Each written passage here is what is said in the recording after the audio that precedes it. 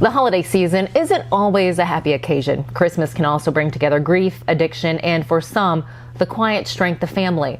Welcome to Mornings on Main Street. I'm your host, Stephanie Miller.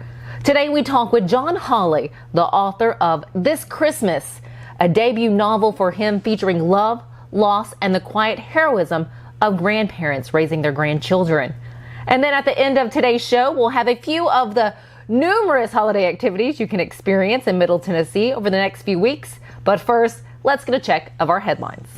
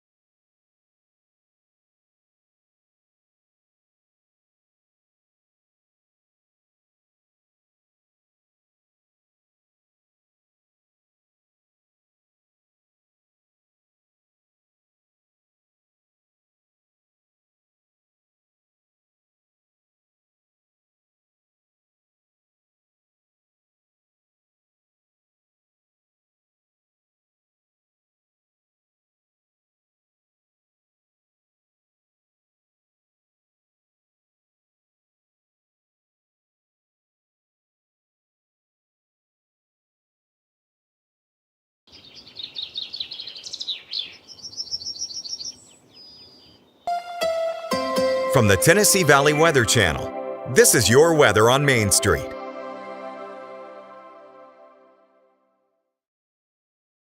Well, good Wednesday morning. Taylor Plott here with the check on your forecast. Starting off for Wednesday, maybe some fog around. Some of this could be in the form of some freezing fog, so I would just take it easy on your way into work or school on your Wednesday morning. That's just something we'll keep a close eye on. I don't think we're expecting widespread issues. I can tell you, though, once we get into your afternoon hours, we'll see a lot of sunshine, temperatures getting up into the upper 40s to near 50 degrees, maybe a few clouds moving on through during your late Wednesday. Going into your Thursday morning, maybe a batch at some snow flurries, maybe a snow shower or two, maybe a mix. That's something we'll keep a close eye on. I don't think it's going to be much of an issue out there, but we'll keep close tabs on it over the coming hours and a couple of days. Here's your 7-day forecast. We do expect showers for the majority of the area continuing into your Friday, and then we are looking at a relatively dry weekend, maybe a spotty shower possible on Sunday with temperatures back into the 50s. If you want the latest in weather conditions, be sure to tune in to our Busy Bee Plumbing weather report each weekday on Mornings on Main Street. Brought to you, of course, by Busy Bee Plumbing, Heating and Air Conditioning. We will keep you updated on the latest conditions outside, like severe weather, heat, snow, rain, and even hail.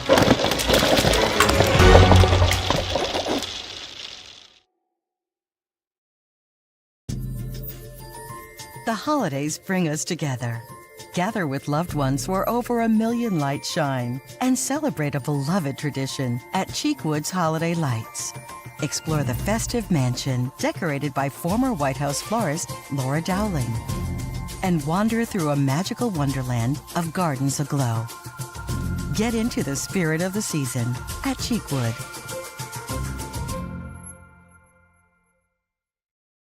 Nashville's Nutcracker, presented by Nashville Ballet, returns to TPAC November 29th through December 28th. This holiday season, audiences will journey with Clara and the Nutcracker Prince through Nashville's history and the land of sweets. Tickets on sale at NashvilleBallet.com.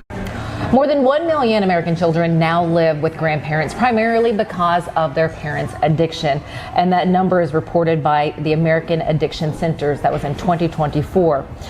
Well, take a look at this book cover. This is a newly released book that revolves around this particular topic. It's called This Christmas, and while focusing on the topic of addiction, talking about loss, love, and strength of grandparents who often, as mentioned, play that role as guardian, This book is incredible, and we are so lucky to sit down with the author of this book, Mr. John Holley. First off, thanks for your time. Thank you, Stephanie. It's great to be here. I do love just the cover in general. It does catch your attention, and it's obviously you can tell there's a grandparent and grandchildren there. Why write this now? Why release this now? It's really a deeply personal story to me because my mother raised some of her grandchildren, and as so many of us have, we've had direct family experience with addiction and how it affects the family, not only the children, but the extended family due to job loss or incarceration or just the craziness that goes along when you're in the grip of addiction and willing to forego everything, even your children, to satisfy that addiction. We were just chatting before the camera was turned on about, people saying this is the happiest time of year. Yeah. That's not the case always. No, it's not. And as we spoke about a little bit, I didn't intend to write, it's not really a Christmas book. It's set at Christmas. And I think part of that's because the lead character, Marie Downs, is based upon my mother. And she loved Christmas, so I think that just infused it as in general. But I also think that juxtaposition, that reality, that it's not the happiest time of the year for a lot of people. A lot of people are dealing with something as real as searching for a loved one who's missing, who's been addicted, or trying to figure out how to make, as Marie is in this Christmas, trying to figure out how to make it a happy Christmas for these two little kids she's now caring for, an 8-year-old and a 5-year-old, who are very much in the Christmas spirit, but yet trying to figure out why their mom is not around. Before we talk about maybe the conversation with the little ones, Marie in the book also had lost her husband. Yes. Did you lose your dad, or did you have that loss? Yes. The book actually begins with Marie in the hospital the prior year, just after Christmas, and her husband Jim, husband of 46 years, is passing away. He's at the end of his life. So she's still dealing with that grief, the loss of her longtime partner, the love of her life, when she's thrust in the position where she has to care for her grandchildren. How was that on your mom? And that's very much what my mom did. My mom and dad did raise some of their grandchildren together. Okay. Again, due to addiction. Gotcha.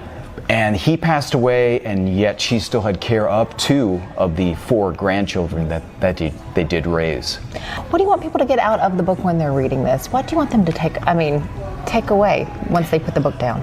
Well, I hope at the end of the book that you have a sense of hope, that this situation that Marie, the protagonist, the grandmother, has seen some light at the end of the tunnel. She's gotten a little bit of her spirit back through the kids because of their excitement about Christmas. And she, through many of her own efforts, has found her daughter and her daughter has been delivered to her and is in the hospital. And I think the last scene, I don't want to give anything too much away, but they are leaving the hospital. The last scene, there's a sense of hope that she will. There's a chance. I mean, if you're suffering from addiction, you're always going to be dealing with those demons. So a sense of hope. And certainly some perspective, like you talked about at the beginning of our little talk here. It's not always the happiest time of the year, and to maybe care for others and just be aware that everybody's not having a Merry Christmas and a Hallmark Christmas. My 3 nephews and my niece are all happy, healthy, doing very well now, into their 20s. I'm assuming that your mom's read the book and your family has too? Yes. Well, yeah, I think everyone has now. Yes. What was their response after reading it? What was that conversation? I have 2 sisters. My youngest sister, who is not, she hasn't struggled with addiction, thankfully.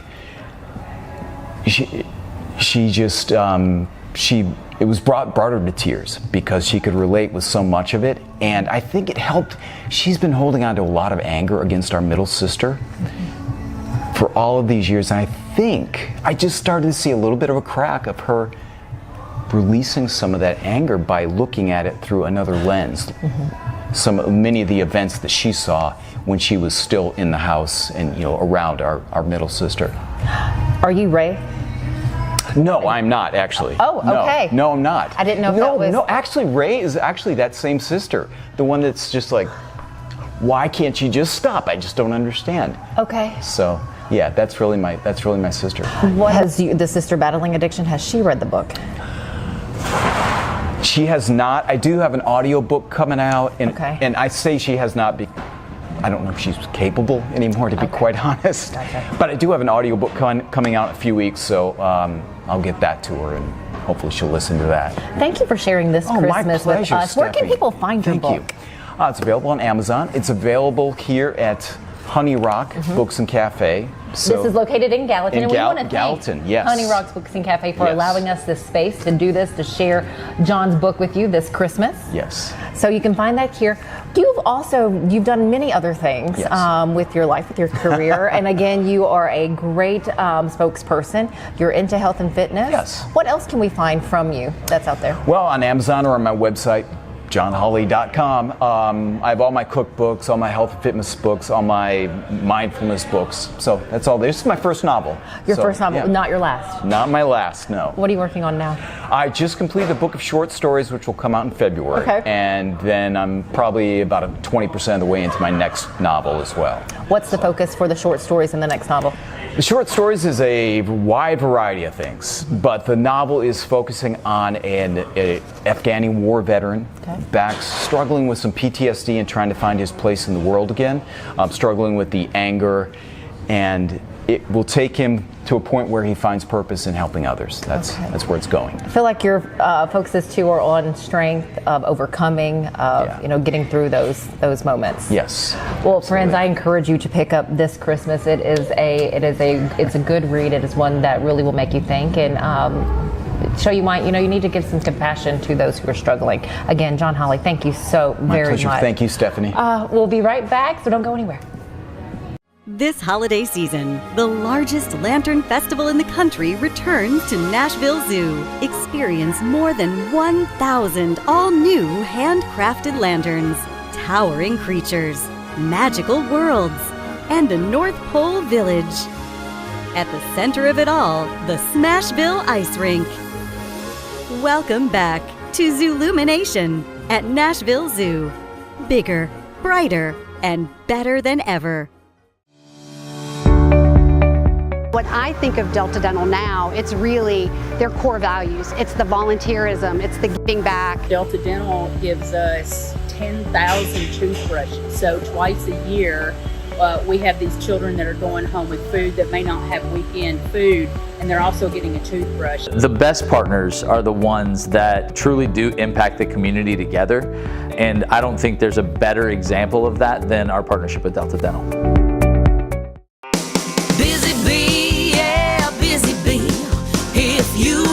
Hold on, y'all, hold on. I need to make a call. Hey, this is Brianna with Busy Bee. I'm giving you a call to let you know your technician is on his way.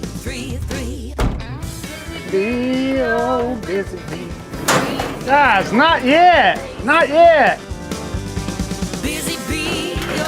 I'm ready, guys. Call 775-7833.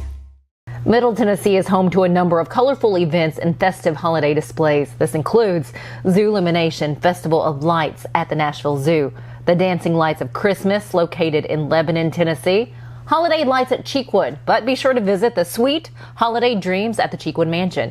You can also enjoy an incredible holiday display in Clarksville at Christmas on the Cumberland. And at the Williamson County Ag Center, you and yours can walk through the Franktown Festival of Lights. And last but not least, Lucky Lad Farms offers a nearly mile-long Christmas light trail with holiday snacks, a live nativity, and let's not forget photo ops with Holly Jolly Festival of Lights. Thanks for joining us today. We'll see you back here tomorrow.